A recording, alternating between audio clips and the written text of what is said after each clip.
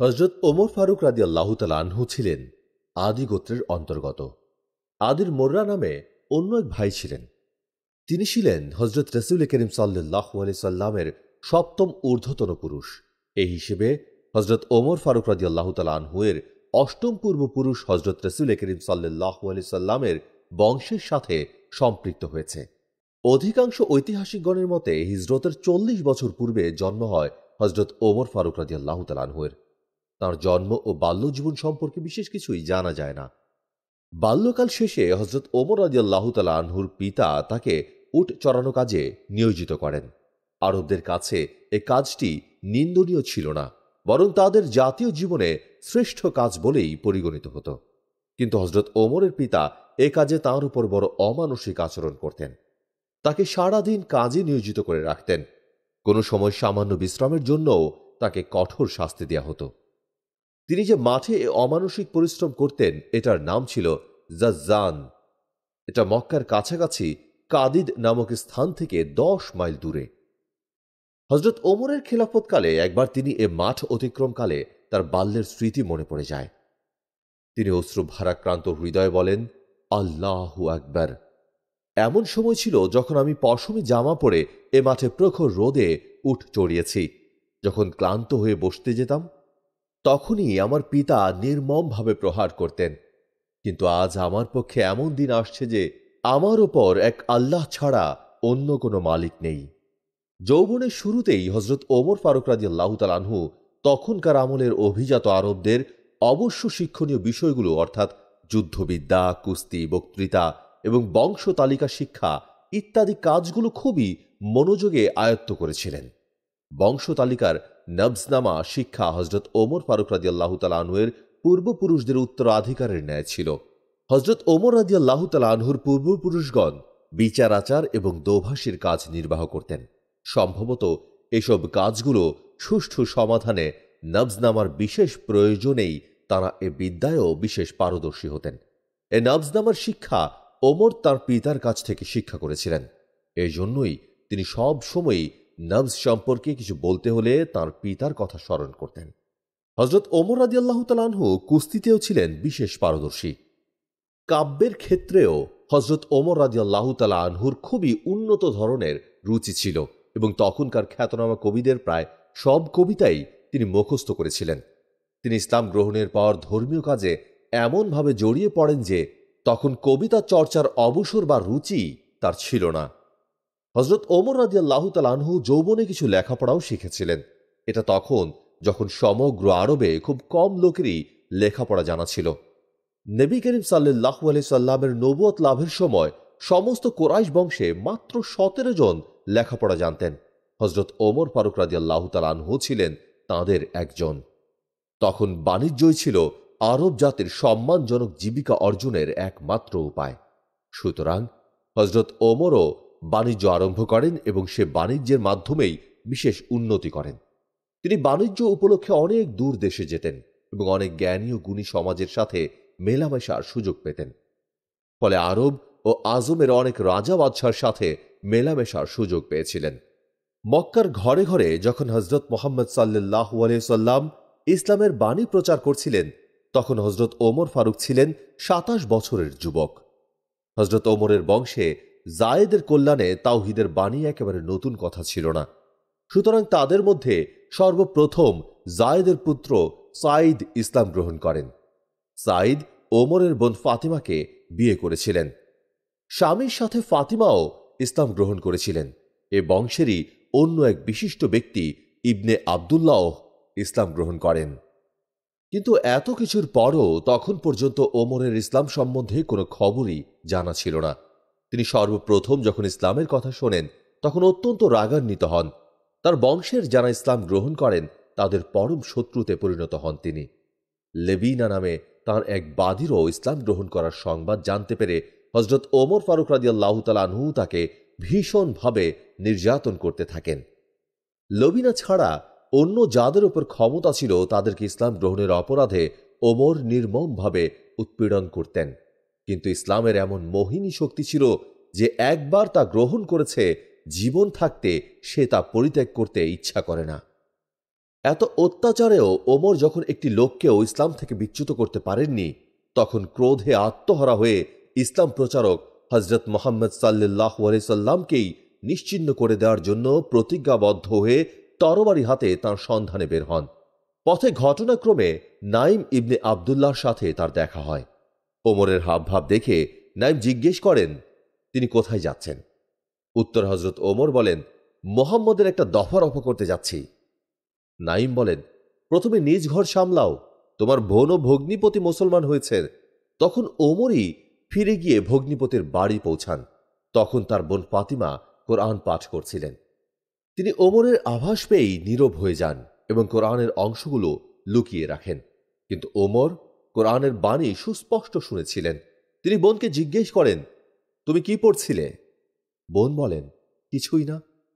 রেগে ওমর বলেন, গোপন করো কিভাবে? আমি শুনেছি তোমরা উভয়ই নাকি পিতৃধর্ম ত্যাগ করেছ। এ বলে ভগ্নিপতিকে প্রহার করতে আরম্ভ করেন। এতে স্বামীকে রক্ষা করতে গিয়ে তার বোন আহত হন এবং তার দেহ থেকে রক্ত বেরিয়ে যায়। এ অবস্থায় তিনি বলতে থাকেন, ভাই, তোমার যা ইচ্ছা করো, কিন্তু ইসলাম অন্তর থেকে কিছুতেই দূর হবে না। বোনের এরূপ তেজোদ্দীপ্ত উক্তিতে ওমরের অন্তরে এক প্রভাব বিস্তার করে। তাছাড়া আপন সহোদরার দেহে রক্ত দেখে তার অন্তরও ব্যাকুল হয়ে যায়। তিনি একটু নম্র স্বরে বলেন, ফাতিমা, তুমি যা পড়ছিলে তা আমাকে শোনাও। ফাতিমা কোরআনের অংশটি ওমরের হাতে দেন। তখন তিনি সূরা হাদিদ পড়ছিলেন। আসমান ও জমিনে যা কিছু রয়েছে সবই আল্লাহর পবিত্রতা ঘোষণা করে। তিনি মহাপরাক্রমশালী, মহাজ্ঞানী। ওমর সামনের দিকে অত্যন্ত মনোযোগ সহকারে পড়ে যাচ্ছিলেন, আর তাতে প্রত্যেকটি কথা ওমরের মনে আঘাত করছিল। সে সময় রাসূলুল্লাহ সাল্লাল্লাহু আলাইহি সাল্লাম সাফা পাহাড়ের কাছে যায়েদ ইবনে আরকামের বাড়িতে অবস্থান করছিলেন। তখন ওমর রাসূল পাক সাল্লাল্লাহু আলাইহি সাল্লামের সন্ধানে সেখানে গিয়ে পৌঁছেন এবং দরজা খোলার জন্য ডাকাডাকি করতে থাকেন। হযরত ওমরের কাছে শানিত তরবারি দেখে সাহাবীগণ দরজা খুলতে অনীহা প্রকাশ করেন। তখন রাসূলুল্লাহ পিতৃব্য হযরত আমির হামজা রাদিয়াল্লাহু তাআলা আনহুকে বলেন, আসতে দাও, যদি সৎ ইচ্ছা নিয়ে আসে তাহলে তো মঙ্গল, তা না হলে তার তরবারি দ্বারাই তার মাথা কেটে দেয়া হবে। দরজা খোলা হলো। ওমর ঘরে আসার সাথে সাথেই রাসূলুল্লাহ সাল্লাল্লাহু আলাইহি সাল্লাম তার দিকে এগিয়ে গেলেন এবং তার হাতে হাত রেখে বলেন, ওমর, কি মনে করে এসেছ? হযরতের গাম্ভীর্যপূর্ণ সম্বোধনে বীর ওমর একেবারে অভিভূত হয়ে পড়েন। তিনি অতি বিনয়ের সাথে নিবেদন করেন, ইসলাম গ্রহণের জন্য। রাসূলুল্লাহ সাল্লাল্লাহু আলাইহি সাল্লাম আনন্দিত হয়ে বলেন, আল্লাহু আকবার। সাথে সাথে সাহাবীগণ বলেন, আল্লাহু আকবার। সাহাবীগণের সম্মিলিত তাকবীরে আকাশ বাতাস প্রকম্পিত হয়ে ওঠে। ইসলামের ইতিহাসে বীর শ্রেষ্ঠ ওমরের ইসলাম গ্রহণ নতুন এক অধ্যায়ের সূচনা করে। তখন পর্যন্ত যদিও মাত্র 40 থেকে 50 জন লোক ইসলাম গ্রহণ করেছিলেন এবং তাঁদের মধ্যে আরবের অন্যতম শ্রেষ্ঠ বীর হযরত আমির হামজা রাদিয়াল্লাহু তাআলা আনহু ছিলেন, তবুও সে সময় মুসলমানদের পক্ষে কাবা ঘরে গিয়ে নামাজ পড়া তো দূরের কথা, নিজেদেরকে মুসলমান বলে প্রকাশ করাও নিরাপদ ছিল না। হযরত ওমরের ইসলাম গ্রহণের সাথে সাথে এ অবস্থার পরিবর্তন হয়। তিনি তাঁর ইসলাম গ্রহণের কথা প্রকাশ্যে ঘোষণা করার পর কাফেররা প্রথমে স্তম্ভিত হয়ে যায়। তারা তাকে নিরস্ত্র করতে চেষ্টা করে, কিন্তু কিছুতেই কিছু হলো না। বরাবরই তিনি কাফেরদের বিরুদ্ধাচারণ করে মুসলমানদেরকে সাথে নিয়ে প্রকাশ্যে কাবা ঘরে গিয়ে নামাজ আদায় করতে থাকেন। এই সময় হযরত ওমরকে রাসূলুল্লাহ সাল্লাল্লাহু আলাইহি সাল্লাম ফারুক উপাধি প্রদান করেন, কারণ তাঁরই কারণে কুফর ও ইসলামে প্রকাশ্য বিভেদ দৃষ্ট হয়। প্রসিদ্ধ ঐতিহাসিক ইবনে হিসাম এই ঘটনাটি হযরত আব্দুল্লাহ ইবনে মাসউদের ভাষায় এরূপ বর্ণনা করেছেন, হযরত ওমর রাদিয়াল্লাহু তাআলা আনহু ইসলাম গ্রহণ করেই কুরাইশদের সাথে বিবাদ শুরু করে কাবা ঘরে গিয়ে নামাজ পড়েন। আমরাও সকলেই তার সাথে নামাজ পড়েছি। হযরত ওমরের ইসলাম গ্রহণ ছিল নবুয়তের ৬ষ্ঠ বছরের এক উল্লেখযোগ্য ঘটনা। প্রথম প্রথম মক্কাবাসীগণ ইসলাম সম্বন্ধে সম্পূর্ণ উদাসীন ছিল, কিন্তু দিন দিন ইসলামের বিকাশ দেখে তাদের এ ঔদাসীনতা ক্রোধে পরিণত হয়। যখন ইসলাম দিন দিন জনসাধারণের মধ্যে বেশ দানা বেঁধে উঠতে থাকে, তখন তারা শক্তি প্রয়োগ করে এর অস্তিত্ব দুনিয়া থেকে মিটিয়ে দেওয়ার জন্য বদ্ধপরিকর হয়।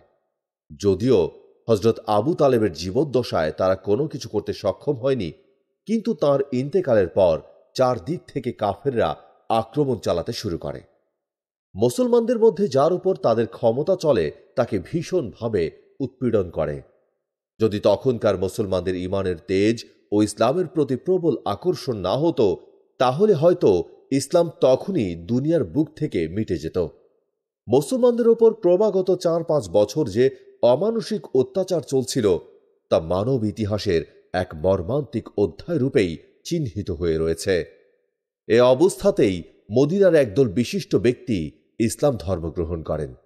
এজন্য হযরত রাসূল পাক সাল্লাল্লাহু আলাইহি সাল্লাম হুকুম করেন, যারা কাফেরদের অত্যাচারে অতিষ্ঠ হয়েছে তারা যেন একে একে মদিনায় গিয়ে আশ্রয় নেয়। এ নির্দেশে সর্বপ্রথম হিজরত করেন আবু সালামা ও আম্মার ইবনে ইয়াসের। এরপর হযরত ওমর রাদিয়াল্লাহু তাআলা আনহু 20 জন আত্মীয় ও বন্ধু বান্ধব সহ মদিনায় হিজরত করেন। এই 20 জনের মধ্যে ছিলেন হযরত ওমরের সহোদর যায়েদ, ভ্রাতুষ্পুত্র সাঈদ এবং জামাতা হুনাইস। তখন মদিনায় স্থানাভাবে আশ্রয়প্রার্থী মুহাজিরগণ প্রায়ই মদিনা থেকে 3 মাইল দূরে কোবায় অবস্থান করেন। হযরত ওমর রাদিয়াল্লাহু তাআলা আনহুও সেখানে রেফা ইবনে আব্দুল মুনিরের ঘরে আশ্রয় গ্রহণ করেন। কোবার অন্য নাম হল আওয়ালিয়ে মদিনা। মুসলিম শরীফে হযরত ওমরের আশ্রয়স্থলকে আওয়ালি নামে উল্লেখ করা হয়েছে। অধিকাংশ সাহাবী হযরত ওমর রাদিয়াল্লাহু তাআলা আনহুর পর মদিনায় হিজরত করেন। এমনকি কিছু দিনের মধ্যেই 622 খ্রিস্টাব্দে রাসূল করিম সাল্লাল্লাহু আলাইহি সাল্লামও মক্কা ত্যাগ করে মদিনায় হিজরত করেন। মদিনায় পৌঁছে রাসূল পাক সাল্লাল্লাহু আলাইহি সাল্লাম সর্বপ্রথম মুহাজিরগণের বসবাসের সুব্যবস্থায় আত্মনিয়োগ করেন। তিনি মদিনাবাসী আনসারগণকে সমবেত করে যোগ্যতা ও পদমর্যাদা অনুসারে একজন মুহাজিরের সাথে তাদেরকে ভ্রাতৃত্ব বন্ধনে আবদ্ধ করেন। এ ভ্রাতৃত্ব বন্ধনের আশ্চর্য ফল দেখা যায়। যে আনসারের সাথে যে মুহাজিরের ভ্রাতৃত্ব হয়েছিল, আনসারগণ তাঁকে তার ধন সম্পদের অর্ধেক দিয়ে দেন। হযরত ওমরের ভ্রাতৃত্ব বন্ধন হয়েছিল বনি সালেমের গোত্রপতি উতবান ইবনে মালিকের সাথে। অনেক সাহাবী রাসূল করিম সাল্লাল্লাহু আলাইহি সাল্লাম মদিনায় পৌঁছার পরও কোবাতেই অবস্থান করতে থাকেন। হযরত ওমর রাদিয়াল্লাহু তাআলা আনহুও সেখানেই ছিলেন। কিন্তু তিনি একদিন পর রাসূল করিম সাল্লাল্লাহু আলাইহি সাল্লামের কাছে হাজির হয়ে সারাদিন উপস্থিত থেকে তাঁর বাণী শুনতেন। যেদিন যেতে না পারতেন, তার ধর্ম ভাই উতবানকে পাঠিয়ে তিনি যা শিক্ষা করে আসতেন তা হযরত ওমরকে শোনাতেন। মুসলমানের জানমাল মক্কায় নিরাপদ ছিল না। এই জন্য তারা ইসলামী বিধান ঠিকমতো পালন করতে পারতেন না, কারণ তখন জীবন রক্ষা করাই ছিল তাঁদের বড় কর্তব্য। এই কারণেই তখন পর্যন্ত রোজা, যাকাত, জুমার নামাজ, ঈদের নামাজ, ফিতরা ইত্যাদি কোনো কিছুরই বিধান নাজিল হয়নি। এমনকি শুধু মাগরিব ছাড়া বাকি নামাজগুলো 2 রাকাত করে পড়ার নিয়ম ছিল। প্রকাশ্যে নামাজ পড়ার কোনো উপায় ছিল না বলে নামাজের জন্য আহ্বানেরও কোনো ব্যবস্থা ছিল না। মদিনায় এসে রাসূল করিম সাল্লাল্লাহু আলাইহি সাল্লাম নামাজের জন্য আহ্বানের ব্যবস্থা করতে চান। সে যুগে ইহুদি ও খ্রিস্টানদের উপাসনায় আহ্বানের জন্য শঙ্খধ্বনি ও ঘণ্টার ব্যবস্থা ছিল। এজন্য অনেক সাহাবী শঙ্খধ্বনি ঘণ্টার সপক্ষে মতামত প্রকাশ করেন, কিন্তু অনেকের কাছে তা ধর্মের অনুকরণ বলে আপত্তি ছিল। তাই এই ব্যাপারটি রাসূল করিম সাল্লাল্লাহু আলাইহি সাল্লাম সমালোচনার জন্য ছেড়ে দেন। এমত অবস্থায় হযরত ওমর রাদিয়াল্লাহু তাআলা আনহু এসে হাজির হন। তিনি বলেন, এক ব্যক্তিকে নামাজে আহ্বানের জন্য নিযুক্ত করা হলে কেমন হয়? তখন রাসূল পাক সাল্লাল্লাহু আলাইহি সাল্লাম হযরত বেলাল রাদিয়াল্লাহু তাআলা আনহুকে আজানের নির্দেশ দেন। আজান নামাজের ভূমিকা স্বরূপ এবং এটা ইসলামের বড় বৈশিষ্ট্য হিসেবেও গণ্য হয়। হযরত ওমরের জন্য এর অপেক্ষা বেশি গৌরবের বিষয় আর কি হতে পারে যে তার প্রস্তাবে ইসলামের এ বিশেষ পদ্ধতির প্রবর্তন হয়েছে। রাসূল করিম সাল্লাল্লাহু আলাইহি সাল্লামের মদিনায় হিজরত করার পর মক্কার কাফেরদের হিংসা বেড়ে যায়। তারা মুসলমানদের এই ক্ষুদ্র শক্তিকে সমূলেই বিনাশের জন্য মদিনা আক্রমণের প্রস্তুতি করে। কিন্তু হিজরি 2য় সন পর্যন্ত তেমন কোনো উল্লেখযোগ্য সংঘর্ষ হয় না। তবুও মদিনা আক্রমণ করার জন্য কাফেররা বারবার সৈন্য প্রেরণ করে। এরই পরিপ্রেক্ষিতে রাসূল করিম সাল্লাল্লাহু আলাইহি সাল্লাম ছোট ছোট সৈন্যদল প্রেরণ করে এদের গতিরোধ করেন। হিজরি দ্বিতীয় সনে প্রসিদ্ধ বদর যুদ্ধ সংঘটিত হয়। কুরাইশ নেতা আবু সুফিয়ান বাণিজ্য সম্ভার সহ সিরিয়া থেকে মক্কা ফিরছিলেন। পথে তিনি একটি মিথ্যা খবর পেয়েছেন যে মুসলমানগণ তার কাফেলা আক্রমণের প্রস্তুতি নিচ্ছে। এ খবর শোনামাত্র কাফেলা রক্ষার জন্য তিনি মক্কায় খবর পাঠালেন।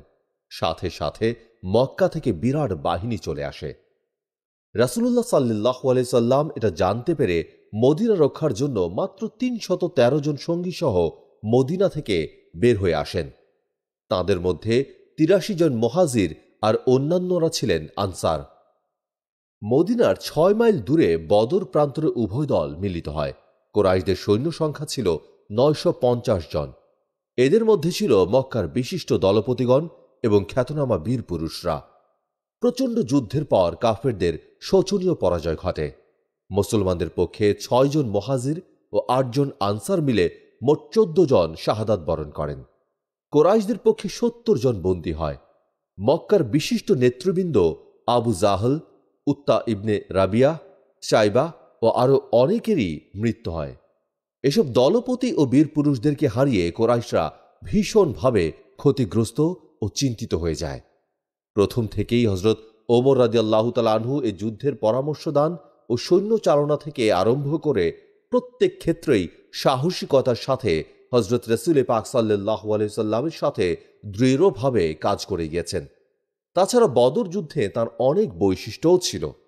যেমন এই যুদ্ধে শত্রুদের সাথে কুরাইশ বংশের প্রত্যেক গোত্র থেকেই লোক যোগদান করে, কিন্তু বনি আদি অর্থাৎ হযরত ওমর রাদিয়াল্লাহু তাআলা আনহুর গোত্র থেকে একটি লোকও যোগদান করেনি। এতে মনে হয় এটা হযরত ওমরের প্রভাব প্রতিপত্তির প্রক্রিয়া বলেই গণ্য ছিল। এই যুদ্ধে প্রথম শহীদ হয়েছিলেন হযরত ওমরের গোলাম মাজহা। এই যুদ্ধে শত্রুপক্ষের ৭০ জন লোক বন্দী হয়েছিল। বন্দীদের মধ্যে অধিকাংশই ছিলেন কুরাইশদের বড় বড় দলপতি এবং সম্মানিত ব্যক্তি, যেমন হযরত আব্বাস, হযরত আলীর ভাই হযরত আকিল, আবুল আস ইবনে রাবিয়া, অলিদ ইবনে অলিদ আরও অনেকে। দলপতির এরূপ অপমানজনক বন্দী হওয়া ছিল যেন একটা উপদেশমূলক ব্যাপার। আলোচনা শুরু হলো বন্দীদেরকে কি করা যাবে।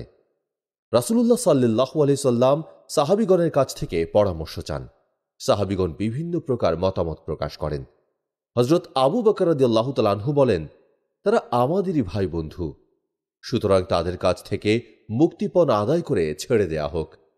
হযরত ওমর রাদিয়াল্লাহু তাআলা আনহু প্রতিবাদ করে বলেন, ইসলামের বিধি ব্যবস্থা স্বজন প্রীতির অনেক ঊর্ধ্বে, অতএব তাদের সবাইকে হত্যা করা হোক। আমাদের মধ্য থেকে প্রত্যেকের স্বজনকে নিজ হাতে হত্যা করব, যথা আলী আকিলের ভার নিন, হামজা আব্বাসকে হত্যা করুন এবং আমি আমার কোনো আত্মীয় স্বজনকে হত্যা করব। রাসূল পাক সাল্লাল্লাহু আলাইহি সাল্লাম তার স্বভাব সুলভ দয়া ধর্মেরই পরিচয় দেন। এরপর মুক্তিপণের বিনিময়ে তিনি সকলকেই মুক্ত করে দেন। যদিও বদর যুদ্ধে মক্কার কাফেরদের পরাজয় হয়েছিল, কিন্তু এটা থেকে আরও নতুন সমস্যার সৃষ্টি হতে থাকে। মদিনা এবং এর পার্শ্ববর্তী স্থানসমূহে দীর্ঘদিন যাবৎ ইহুদিদের প্রাধান্য ছিল। নবী করিম সাল্লাল্লাহু আলাইহি সাল্লাম মদিনা আসার পর রাষ্ট্রীয় শৃঙ্খলা ও নিরাপত্তার খাতিরে ইহুদিদের সাথে এ মর্মে একটি চুক্তি সম্পন্ন করেন যে মুসলমানদের কোনো শত্রুকে তারা সাহায্য করবে না। যদি কোনো শত্রু মদিনা আক্রমণ করে তাহলে তারা মুসলমানদেরকে সাহায্য করবে। কিন্তু বদর যুদ্ধের বিজয়ের পর ইহুদিদের মনে ভীতির সঞ্চার হয়। তারা ভাবে মুসলমানগণ শক্তি সঞ্চয় করে হয়তো চিরদিনের জন্য তাদের শত্রুতে পরিণত হয়ে যাবে। এ ধারণার বশবর্তী হয়ে তারা গায়ে পড়ে মুসলমানদের সাথে ঝগড়া বাঁধাবার চেষ্টা করে। তাতে চারদিক থেকে মুসলমানদের প্রতি নানা প্রকার অশান্তির সৃষ্টি হতে থাকে। তারা বলতে থাকে, কুরাইশরা যুদ্ধ নিপুণ নয়, আমাদের সাথে হলে দেখিয়ে দেয়া হতো যে যুদ্ধ কাকে বলে। এরূপ নানা প্রকার বিদ্রূপ উক্তি দ্বারাও মুসলমানদেরকে উত্ত্যক্ত করে। শেষ পর্যন্ত ব্যাপার এ পর্যায়ে পৌঁছে যে রাসূলুল্লাহ সাল্লাল্লাহু আলাইহি সাল্লামের সাথে যে চুক্তি সম্পাদিত হয়েছিল বনু কায়নুকা গোত্র তা ভঙ্গ করে। ফলে রাসূল পাক সাল্লাল্লাহু আলাইহি সাল্লাম তাদের প্রতি আক্রমণ চালাতে বাধ্য হন। হিজরি দ্বিতীয় সনের শাওয়াল মাসে যুদ্ধ হয়। যুদ্ধে ইহুদিদের পরাজয় হয়। রাসূলুল্লাহ সাল্লাল্লাহু আলাইহি সাল্লাম মুসলমানদের নিরাপত্তার জন্য তাদেরকে নির্বাসিত করেন। ইসলামের ইতিহাসে ইহুদিদের সাথে যে বরাবরের সংগ্রাম দেখা যায়, এর সূত্রপাত এখান থেকেই। উহুদের যুদ্ধে মক্কার কাফেররা বদরের যুদ্ধে শোচনীয়ভাবে পরাজয়ের পর থেকেই এর প্রতিশোধ গ্রহণ করার চেষ্টা করে। কুরাইশ নেতা আবু সুফিয়ান প্রতিজ্ঞা করেছিলেন, বদরের প্রতিশোধ গ্রহণ না করা পর্যন্ত গোসল পর্যন্ত করবেন না। সুতরাং তারা নানাভাবে মুসলমানদের সাথে শত্রুতা শুরু করে। মদিনার দিকে তারা ছোট ছোট সৈন্যদল প্রেরণ আরম্ভ করে। এরূপ একদল সৈন্য হিজরি ২য় সনের জিলহজ মাসে আবু সুফিয়ানের নেতৃত্বে মদিনার প্রান্তরে পৌঁছে অতর্কিত দুজন মুসলমান পশুরক্ষককে হত্যা করে। এসব ছোট ছোট ঘটনা থেকেই সূচনা হয় প্রসিদ্ধ উহুদ যুদ্ধের। বদরে নিহত কুরাইশ সর্দার আবু জাহেলের পুত্র ইকরামা এবং আরও অনেক নেতৃস্থানীয় কুরাইশ মিলে আবু সুফিয়ানের কাছে গিয়ে প্রস্তাব করে, আপনি যদি ব্যয়ভার গ্রহণ করেন তাহলে সহসাই বদরের প্রতিশোধ গ্রহণ করা যেতে পারে। আবু সুফিয়ান এ প্রস্তাব সানন্দে গ্রহণ করে। তখন থেকেই আক্রমণের জন্য প্রস্তুতি শুরু হয়। আর মক্কার পার্শ্ববর্তী কেনানা এবং তেহমার গোত্রগুলোও কুরাইশদের সাথে এসে একত্রিত হয়। আবু সুফিয়ান এই সম্মিলিত বাহিনীর প্রধান সেনাপতি রূপে প্রচুর যুদ্ধ সম্ভারে সজ্জিত হয়ে মদিনার দিকে যাত্রা করে। শাওয়াল মাসের ৪ তারিখ বুধবার মদিনার অদূরে উহুদ পাহাড়ের কাছে এসে শিবির স্থাপন করে। তার সৈন্য সংখ্যা ছিল ৩,০০০। এর মধ্যে ২০০ ছিল অশ্বারোহী এবং ৭০০ ছিল বর্ম পরিহিত। সৈন্যদলের ডান পাশের সেনাপতি ছিল খালিদ ইবনে ওয়ালিদ এবং বাম পাশের ছিল ইকরামা ইবনে আবু জাহল। রাসূল পাক সাল্লাল্লাহু আলাইহি সাল্লাম এ বিশাল সৈন্যবাহিনীর সংবাদ পেয়ে জুমার নামাজের পর মাত্র ৭০০ সেনা নিয়ে যাত্রা করেন। তাদের মধ্যে মাত্র ২০০ ছিলেন অশ্বারোহী এবং ২০০ ছিলেন বর্ম পরিহিত। উহুদ প্রান্তরে উভয় দল সারিবদ্ধভাবে দাঁড়ায়। রাসূল পাক সাল্লাল্লাহু আলাইহি সাল্লাম হযরত আব্দুল্লাহ ইবনে জুবায়েরকে ৫০ জন তীরন্দাজ সহ সৈন্যদের পেছন দিক থেকে রক্ষার জন্য একটি পাহাড়ের সুড়ঙ্গ পথের কাছে মোতায়েন করেন, যেন কাফেররা মুসলমানদের পেছন থেকে আক্রমণের সুযোগ না পায়। ৭ই শাওয়াল শনিবার যুদ্ধ শুরু হয়। সর্বপ্রথম হযরত জুবায়ের তার অধীনস্থ সৈন্যদল সহ কাফেরদের ডান দিক আক্রমণ করে হতভম্ব করে দেন। এরপর ব্যাপক যুদ্ধ শুরু হয়। হযরত আলী, হযরত হামজা, হযরত আবু দুজানা শত্রু সৈন্যদেরকে ছত্রভঙ্গ করে দেন। জয় অবধারিত দেখে মুসলমান সেনাগণ গনিমতের মাল কোড়াতে আরম্ভ করেন। তা দেখে তীরন্দাজগণ ভাবেন যুদ্ধ শেষ হয়ে গেছে। তখন হযরত ইবনে জুবায়ের ছাড়া তারা সকলেই নিজের কর্তব্য ত্যাগ করে গনিমতের মাল সংগ্রহে ব্যস্ত থাকেন। এদিকে পেছন থেকে উন্মুক্ত পেয়ে হযরত খালিদ ইবনে ওয়ালিদ একদল সৈন্যসহ পেছন দিক থেকে প্রচণ্ড আক্রমণ করে।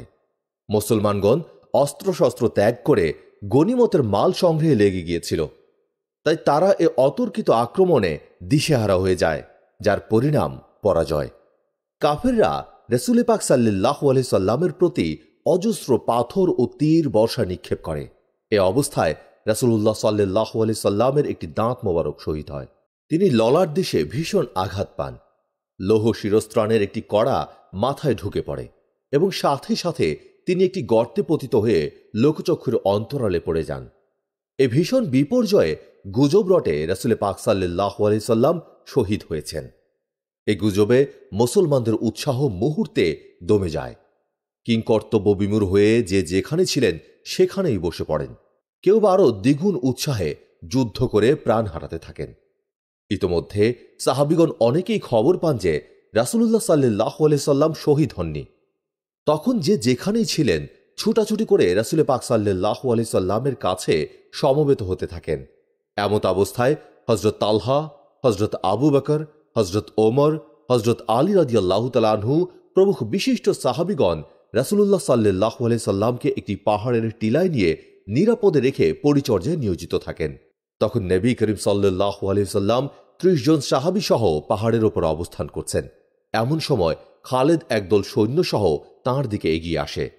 হযরত ওমর রাদিয়াল্লাহু তাআলা আনহু কয়েকজন মুহাজির ও আনসার সহ খালেদের সৈন্যদলের উপর প্রবল বেগে ঝাঁপিয়ে তাদেরকে সেখান থেকে বিতাড়িত করেন। এরপর কুরাইশ সেনাপতি আবু সুফিয়ান টিলার কাছাকাছি গিয়ে উচ্চস্বরে ডেকে বলতে থাকেন, এ দলের মধ্যে মুহাম্মদ আছে কি? কিন্তু কেউ জবাব দেন না। সকলেই হজরতের ইঙ্গিতে চুপ করে থাকেন। আবু সুফিয়ান পুনরায় ডেকে বলেন, এ দলে ওমর আছে কি?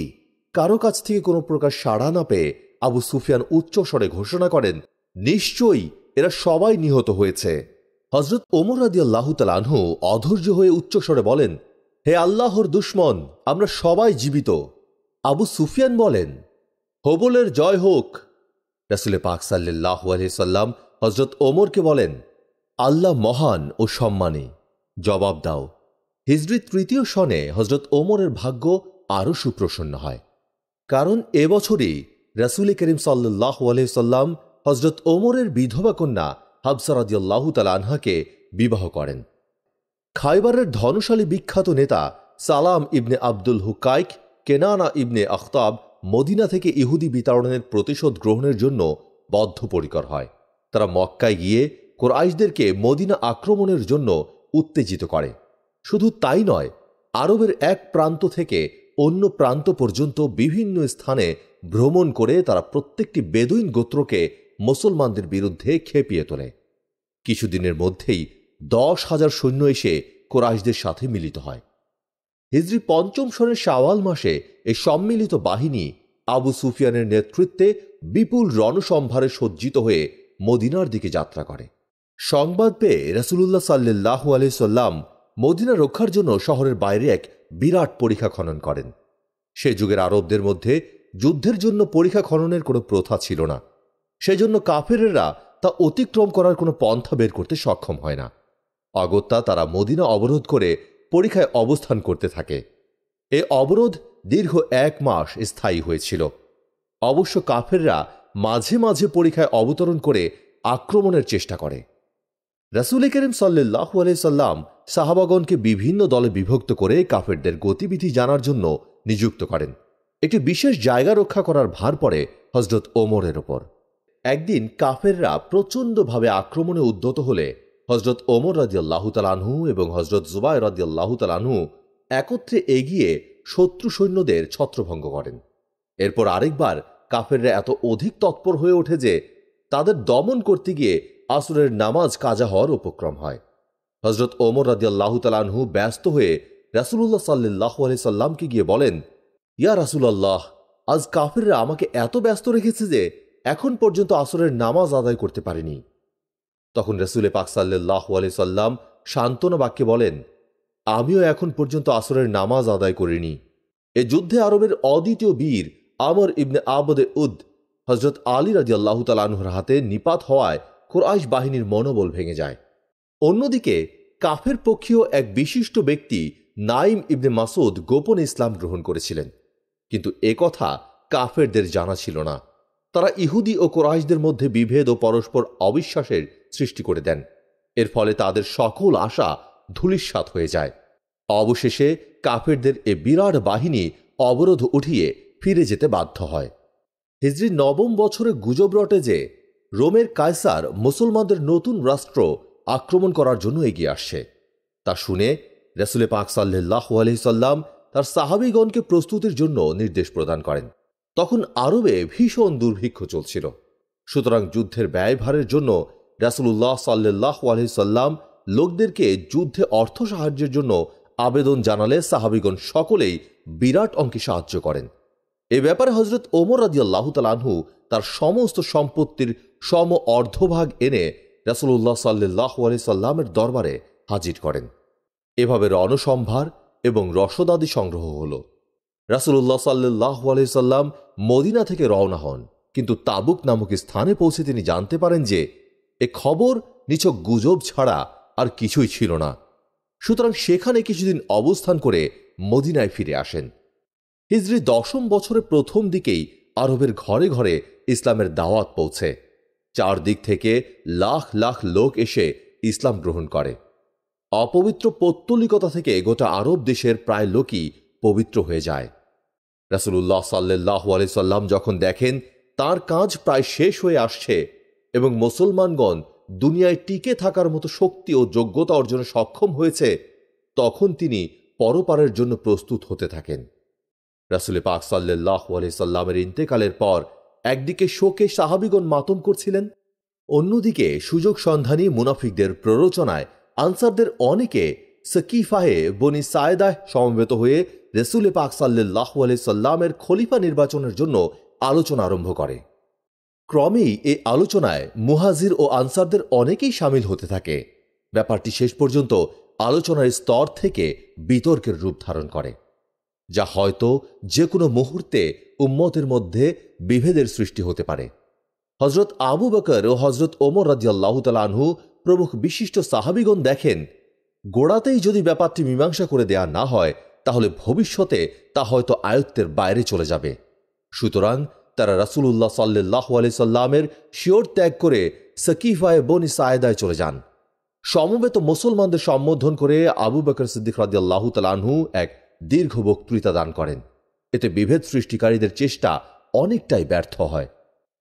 এরপর হযরত আবু বকর সিদ্দিক রাদিয়াল্লাহু তাআলা আনহু, হযরত ওমর রাদিয়াল্লাহু তাআলা আনহু এবং আবু ওবায়দা রাদিয়াল্লাহু তাআলা আনহুর নাম খিলাফতের জন্য প্রস্তাব করেন। ইতোমধ্যে হযরত ওমর রাদিয়াল্লাহু তাআলা আনহু এসে হযরত আবু বকর রাদিয়াল্লাহু তাআলা আনহুর হাতে খিলাফতের বায়াত গ্রহণ করেন।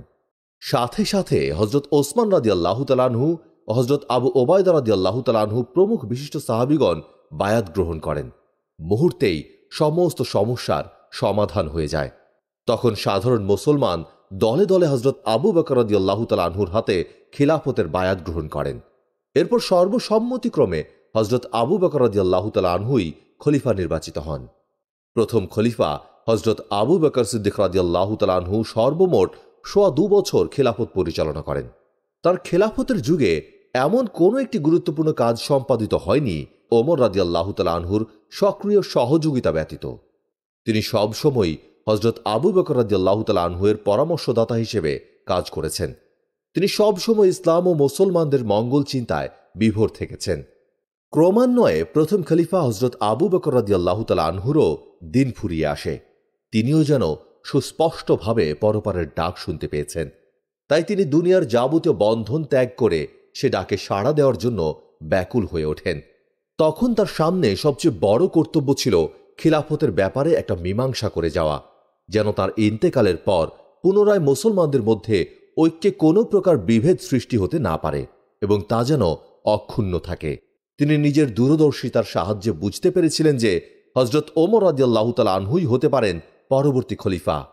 মৃত্যুর আগে তাই তিনি হযরত ওমর ফারুক রাদিয়াল্লাহু তাআলা আনহুকেই খলিফা নির্বাচন করে যান। হযরত আবু বকরের জামানায় আরবের মুরতাদ ও নবুয়তের মিথ্যা দাবিদারদেরকে চূড়ান্তভাবে দমন করে বিজয়ের পালা শুরু হয়। তাঁর খেলাফতের দ্বিতীয় বছরে অর্থাৎ 13 হিজরিতে ইরাক আক্রমণ করে তিনি হিরার অন্তর্গত অঞ্চলগুলোকে জয় করেন। এ 13 হিজরিতে শাম দেশেও এক অভিযান প্রেরণ করেন। ঠিক এ অবস্থায় হযরত আবু বকর পরলোক যাত্রা করেন এবং খিলাফতের ভার হযরত ওমর রাদিয়াল্লাহু তাআলা আনহুর উপর ন্যস্ত হয়। খেলাফতের ভার গ্রহণের পর তার সর্বপ্রথম কর্তব্য ছিল এ অভিযানগুলো সাফল্যমণ্ডিত করার জন্য বিশেষ চেষ্টা করা। শাসক হিসেবে হযরত ওমর দরিদ্র ও সুবিধা বঞ্চিতদের কল্যাণের জন্য কাজ করেছেন। ফিদাকের জমির ব্যাপারে তিনি আবু বকরের নীতির অনুসরণ করেছেন এবং একে রাষ্ট্রীয় সম্পত্তি হিসেবে ব্যবহারের নীতি চালু রাখেন। রিদ্দার যুদ্ধে কয়েক হাজার বিদ্রোহী ও ধর্মত্যাগীকে দাস হিসেবে বন্দী করা হয়েছিল। ওমর এ সকল বন্দীদের সাধারণ ক্ষমা ঘোষণা করেন এবং তাঁদের মুক্তির নির্দেশ দেন। এই ঘোষণা বেদুইন গোত্রগুলোর কাছে ওমরের জনপ্রিয়তা বৃদ্ধি করেছিল। হযরত ওমরের সরকার এককেন্দ্রিক সরকার ব্যবস্থায় পরিচালিত হয়। এতে খলিফা ছিলেন সর্বোচ্চ রাজনৈতিক কর্তৃপক্ষ। পুরো ইসলামিক সাম্রাজ্যকে কয়েকটি প্রদেশে বিভক্ত করা হয়। পাশাপাশি আজারবাইজান ও আর্মেনিয়া এসব অঞ্চলের কিছু স্বায়ত্তশাসিত এলাকা খিলাফতের সার্বভৌমত্ব স্বীকার করে নেয়। প্রদেশগুলো প্রাদেশিক গভর্নর বা ওয়ালি কর্তৃক শাসিত হতো। ওমর ব্যক্তিগতভাবে গভর্নরদের নিযুক্ত করতেন। প্রদেশগুলোকে বিভিন্ন জেলায় বিভক্ত করা হতো। পুরো ইসলামিক সাম্রাজ্যে প্রায় 100-এর মতো জেলা ছিল। প্রতিটি জেলা বা প্রধান শহর একজন অধস্তন জেলা গভর্নর আলেমের দায়িত্বে থাকত। জেলা গভর্নর আলেমরা সাধারণত ওমর কর্তৃক নিয়োগপ্রাপ্ত হতেন, তবে প্রাদেশিক গভর্নররাও তাদের নিয়োগ দিতে পারতেন। রাষ্ট্রীয় কর্মকর্তাদের বিরুদ্ধে অভিযোগ তদন্তের জন্য ওমর সর্বপ্রথম বিশেষ বিভাগ গঠন করেন। এই বিভাগ প্রশাসনিক আদালত হিসেবে কাজ করত এবং এর আইনি কর্মকাণ্ড হযরত ওমর ব্যক্তিগতভাবে তদারক করতেন। এই বিভাগ মোহাম্মদ ইবনে মাসলামার দায়িত্বে দেওয়া হয়। গুরুত্বপূর্ণ অভিযোগগুলোর ক্ষেত্রে তিনি ঘটনাস্থল, অভিযোগ তদন্ত ও পদক্ষেপ নেওয়ার ক্ষেত্রে ওমরের সহায়তা করতেন। কিছু ক্ষেত্রে অনুসন্ধান কমিটির সাথে তদন্তের বিষয়ে আলোচনা করা হতো। ক্ষেত্র বিশেষে অভিযুক্ত কর্মকর্তাকে মদিনায় তলব করে আদালতের সম্মুখীন করা হতো। ওমর তার গোয়েন্দা বিভাগের সহায়তায় কর্মকর্তাদের জবাবদিহির আওতায় আনেন। কিছু ক্ষেত্রে ওমর পথ প্রদর্শকের ভূমিকা পালন করেছেন। ওমরের শাসনামলে বসরা শহর প্রতিষ্ঠিত হওয়ার পর পানীয় জল ও সেচের জন্য তিনি খাল খননের ব্যবস্থা করেন। আল তাবারের বিবরণ অনুযায়ী শহর পরিকল্পনাধীন অবস্থায় উতবা ইবনে গাজওয়ান প্রথম টাইগ্রিস নদী থেকে বসরা পর্যন্ত খাল খনন করেন। শহর তৈরির পর আবু মুসা আশআরীকে এর প্রথম গভর্নর নিয়োগ দেওয়া হয়। আবু মুসা আশআরী বসরা ও টাইগ্রিস নদীকে সংযোগকারী দুটি গুরুত্বপূর্ণ খাল খনন করান। সমগ্র বসরা অঞ্চলে কৃষির উন্নয়ন এবং পানীয় জলের সরবরাহের জন্য এই খালদ্বয় মূল ভূমিকা পালন করেছে। ওমর পতিত জমির চাষাবাদের জন্য নীতি গ্রহণ করেন। যারা এই সকল জমি আবাদ করত তাদেরকে এসব জমি প্রদান করা হতো। এই নীতি উমাইয়া আমলেও চালু ছিল। ব্যক্তি ও রাষ্ট্রীয় উদ্যোগে খাল খননের ফলে ব্যাপক অঞ্চল জুড়ে কৃষিক্ষেত্র গড়ে ওঠে। ওমরের শাসন আমলে খিলাফতের সীমানা ব্যাপক বৃদ্ধি পায়। তাই বিশাল সাম্রাজ্যকে ধরে রাখার জন্য তিনি রাজনৈতিক কাঠামো গড়ে তুলতে শুরু করেন। তিনি বেশ কিছু প্রশাসনিক সংস্কার সাধন করেন। নতুন বিজিত অঞ্চলে তিনি প্রশাসন গঠন করেন, যাতে কয়েকটি মন্ত্রণালয় ও আমলাতন্ত্র ছিল। তার শাসনামলে বসরা ও কুফা শহরদ্বয় নির্মিত ও সম্প্রসারিত হয়। 638 সালে তিনি মসজিদুল হারাম ও মসজিদে নববী বর্ধিত ও সংস্কার করেন। নাজরান ও খায়বারের খ্রিস্টান ও ইহুদিদেরকে সিরিয়া ও ইরাকে চলে যাওয়ার জন্য তিনি নির্দেশ প্রদান করেছিলেন। তিনি ইহুদিদেরকে জেরুজালেমে পুনরায় বসতি করার সুযোগ দেন। পূর্বে এই সুযোগ ছিল না। তিনি আদেশ জারি করেন যাতে বলা হয় যে এই খ্রিস্টান ও ইহুদিদের সাথে ভালো আচরণ করতে হবে এবং তাদের নতুন বসতিতে সমপরিমাণ জমি প্রদান করা হয়। ওমর অমুসলিমদের জন্য হেজাজে 3 দিনের বেশি অবস্থান করায় নিষেধাজ্ঞা আরোপ করেন। ওমর সর্বপ্রথম সেনাবাহিনীকে রাষ্ট্রীয় বিভাগ হিসেবে গঠন করেন। ফিকহের ক্ষেত্রে ওমরের গুরুত্বপূর্ণ ভূমিকা রয়েছে। সুন্নিরা তাকে একজন শ্রেষ্ঠ ফকিহ হিসেবে শ্রদ্ধা করে থাকে। 641 সালে তিনি রাষ্ট্রীয় কোষাগার থেকে বাইতুল মাল গঠন করেন। মুসলিমদেরকে বার্ষিক ভিত্তিতে ভাতা প্রদান করা হতো। নেতা হিসেবে ওমর সাধারণ জীবনযাপন করতেন। তার সমসাময়িক অন্যান্য শাসকদের ব্যতিক্রম হিসেবে তিনি দরিদ্র মুসলিমদের মতো জীবনযাপন করতেন। তার শাসনামলে হিজরি বর্ষপঞ্জি প্রণীত হয়। মুসলিমদের সিরিয়া জয়ের পর 638 সালে ওমর খালিদ বিন ওয়ালিদকে তার পদ থেকে সরিয়ে দেন। ইতিপূর্বে খালিদ সিরিয়ায় মুসলিম বাহিনীর প্রধান ছিলেন। মানুষ খালিদকে বিজয়ের মূল চাবিকাঠি মনে করতে থাকায় ওমর তাকে পদচ্যুত করেন। তিনি বোঝাতে চেয়েছেন যে বিজয় আল্লাহর পক্ষ থেকে আসে এবং কোনো মানুষ তা আনতে পারে না। আরবে দুর্ভিক্ষ ও প্লেগ রোগের প্রাদুর্ভাবের কারণে 638 থেকে 639 সালের মধ্যে 1 বছর সময় সামরিক অভিযান সাময়িকভাবে মুলতবি ছিল। ওমরের শাসনামলে লেভান্ট, মিশর, সিরেনাইকা, ত্রিপলিতানিয়া, ফেজান, পূর্ব আনাতোলিয়া এবং ব্যাক্ট্রিয়া, পারস্য, আজারবাইজান, আর্মেনিয়া, ককেসাস, মাকরান সহ প্রায় সমগ্র সাসানীয় সাম্রাজ্য খিলাফতের অন্তর্ভুক্ত হয়। মিশর ও নতুন বিজিত সাসানীয় সাম্রাজ্যে শাসন ব্যবস্থায় স্থিতিশীল করে তোলার জন্য ওমর মৃত্যুর পূর্বে সামরিক অভিযান স্থগিত করেছিলেন। মৃত্যুর সময় তার শাসন পশ্চিমে বর্তমান লিবিয়া থেকে পূর্বে সিন্ধু নদ এবং উত্তরে আমুদরিয়া নদী পর্যন্ত বিস্তৃত ছিল। 638 সালে আরবে খরার ফলে দুর্ভিক্ষ দেখা দেয়। ক্ষুধা ও মহামারীর কারণে অনেক মানুষ মৃত্যুবরণ করে। মদিনায় সঞ্চিত খাদ্য শেষ হয়ে যাওয়ার পর ওমর সিরিয়া, ফিলিস্তিন ও ইরাকের প্রাদেশিক গভর্নরদেরকে সাহায্যের জন্য চিঠি লেখেন। গভর্নরদের সময় মতো পাঠানো সাহায্য হাজার হাজার মানুষের প্রাণ বাঁচিয়েছিল। সিরিয়ার গভর্নর আবু ওবায়দা ইবনুল জারওয়াহ সর্বপ্রথম আবেদনে সাড়া দেন। পরে আবু ওবায়দা ব্যক্তিগতভাবে মদিনা সফর করেন এবং সেখানে দুর্যোগ পরিস্থিতি কাটিয়ে ওঠার জন্য ওমরকে সহায়তা করেন। মদিনায় সাহায্য পৌঁছানোর পর ওমর ইরাক, ফিলিস্তিন ও সিরিয়ার পথে মরুভূমির বসতির দিকে তার লোকদের পাঠান, যাতে সেখানে অবস্থানরতদের সাহায্য পৌঁছানো যায়। ফলে লক্ষাধিক লোক প্রাণে বেঁচে যায়। 639 সাল নাগাদ অবস্থার উন্নতি হয়। আরবে বৃষ্টিপাত হওয়ায় দুর্ভিক্ষ শেষ হয়। ক্ষতিগ্রস্তদের পুনর্বাসনের কাজ ওমর ব্যক্তিগতভাবে তদারক করেছিলেন। আরবে দুর্ভিক্ষ শেষ হওয়ার পর সিরিয়া ও ফিলিস্তিনের অনেক জায়গায় প্লেগ দেখা দেয়। সিরিয়া সফরের সময় পথিমধ্যে সিরিয়ার গভর্নর আবু ওবায়দা ইবনুল জাররাহ সাথে সাক্ষাৎ হয় এবং তিনি ওমরকে প্লেগ সম্পর্কে সতর্ক করে ফিরে যাওয়ার অনুরোধ জানান। ওমর আবু ওবায়দাকে তার সাথে আসতে বললে আবু ওবায়দা নিজ বাহিনীকে কঠিন অবস্থায় ফেলে মদিনা যাওয়াতে অনিচ্ছা প্রকাশ করেন। 639 সালে আবু ওবায়দা প্লেগে আক্রান্ত হয়ে মারা যান। এ সময় সিরিয়ায় প্রায় 25,000 মুসলিম প্লেগে মৃত্যুবরণ করে। সে বছরে পরবর্তীতে প্লেগের প্রাদুর্ভাব কমে এলে রাজনৈতিক ও প্রশাসনিক পুনর্গঠনের জন্য ওমর সিরিয়া সফর করেন। দরিদ্রদের কাছাকাছি থাকার জন্য ওমর নিজে সাধারণ জীবনযাপন করতেন।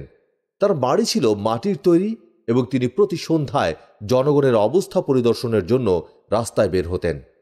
ওমর বাইতুল মাল নামক রাষ্ট্রীয় কোষাগার স্থাপন করেন। বাইতুল মাল থেকে মুসলিম ও অমুসলিম দরিদ্র, অসহায়, বৃদ্ধ, এতিম, বিধবা ও অক্ষমদেরকে সহায়তা প্রদান করা হতো। বাইতুল মাল থেকে মুসলিম ও অমুসলিম, দরিদ্র, অসহায়, বৃদ্ধ, এতিম, বিধবা ও অক্ষমদেরকে সহায়তা প্রদান করা হতো। বাইতুল মাল পরবর্তী উমাইয়া ও আব্বাসীয় খিলাফতের সময়েও প্রচলিত ছিল। এছাড়াও ওমর শিশু ও বৃদ্ধদের জন্য ভাতার ব্যবস্থা করেন। ইতিপূর্বে ইহুদি ও স্থানীয় খ্রিস্টানদের ওপর বাইজেন্টাইন শাসনীয় যুদ্ধের ব্যয়ভার মেটানোর জন্য অধিক হারে করারোপ করা হয়েছিল। মুসলিমদের অভিযানের সময় তারা বাইজেন্টাইন ও পারস্যের বিপক্ষে মুসলিমদের সহায়তা করে, ফলে বিজয় ত্বরান্বিত হয়েছিল। ইসলামী রাষ্ট্রে নতুন এলাকা অন্তর্ভুক্ত হওয়ায় এসব অঞ্চলের জনগোষ্ঠী মুক্ত বাণিজ্যের সুবিধা ভোগ করে। এর ফলে ইসলামী রাষ্ট্রের অন্যান্য অঞ্চলের সাথে বাণিজ্য সহজতর হয়। বাণিজ্যকে উৎসাহিত করার জন্য ইসলামী বাণিজ্যের পরিবর্তে সম্পদের উপর কর ধার্য করা হয়। মুসলিমরা দরিদ্রদের জাকাত দিতে বাধ্য থাকে। নবী করিম সাল্লাল্লাহু আলাইহি সাল্লাম কর্তৃক মদিনা সনদ স্বাক্ষরিত হওয়ার পর থেকে ইহুদি ও খ্রিস্টানরা ইসলামের রাষ্ট্রের অধীনে তাদের নিজেদের আইনে চলতে পারত এবং নিজস্ব বিচারকের কাছে বিচার চাইতে পারত। এ কারণে তারা শুধু নিরাপত্তার জন্য কর প্রদান করত। সাম্রাজ্যের দ্রুত বৃদ্ধিতে সহায়ক হওয়ার জন্য বাইজেন্টাইন ও পারস্যের বিজিত অঞ্চলগুলোতে কর আদায় প্রক্রিয়া পূর্বের মতো রাখা হয়। কর ব্যবস্থার আওতায় লোকেরা পূর্বের বাইজেন্টাইন ও শাসানীয় সময়ের চেয়ে কম হারে কর প্রদান করত। 644 সালে ওমর একজন পার্সিয়ানের হাতে নিহত হন। হযরত ওমরকে হত্যা করার জন্য কয়েক মাস ধরে পরিকল্পনা করা হয়। পিরুজ নামক এক পার্সিয়ান দাস ওমরের কাছে তার মনিব মুগিরার বিরুদ্ধে অভিযোগ উত্থাপন করে। তার অভিযোগ ছিল যে তার মনিব মুগিরা তার উপর বেশি কর ধার্য করেছে। ওমর এরপর মুগিরার কাছে এ বিষয়ে জানতে চান। মুগিরার উত্তর সন্তোষজনক হওয়ায় ওমর রায় দেন যে পিরোজের ওপর ধার্য করা কর ন্যায্য। পিরোজ বায়ুকল তৈরি করতে জানত। ওমর তাকে বলেন যে সে যাতে তাকে একটি বায়ুকল তৈরি করে দেয়। পিরোজের উত্তরে বলে যে সে এমন এক বায়ুকল তৈরি করবে যা পুরো পৃথিবী মনে রাখবে। পিরোজ ওমরকে হত্যার পরিকল্পনা করে। পরিকল্পনা অনুযায়ী সে ফজরের নামাজের পূর্বে মসজিদে নববীতে প্রবেশ করে।